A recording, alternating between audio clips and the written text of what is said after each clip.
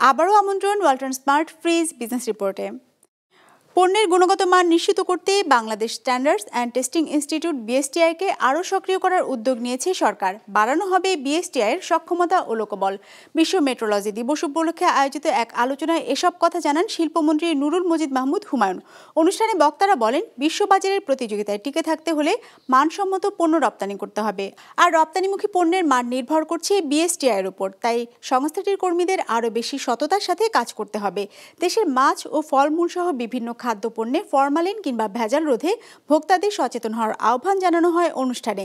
এ সময় শিল্প মন্ত্রণালয়ের সিনিয়র সচিব বলেন, মানদণ্ড ঠিক থাকলে গ্রহণযোগ্যতা বাড়বে। তাগিদ দেন বিএসটিআইকে ব্যবসা বান্ধব হবার, ব্যবসার পরিবেশ উন্নয়নে বিএসটিআইকে মানসম্মত ও আধুনিক করার প্রস্তাব দেন এপিসিসিআই সভাপতিও।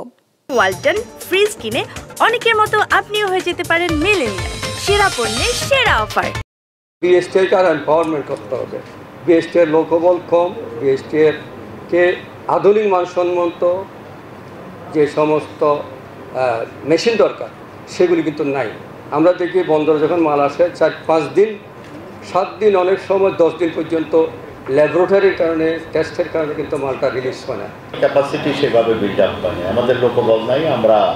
আমাদের পরিধি আছে, জ্ঞানের আছে, আমাদের বিশাল ক্ষেত্র আছে, কিন্তু সেভাবে আমরা এখনো নিজেদেরকে প্রস্তুত করতে পারিনি।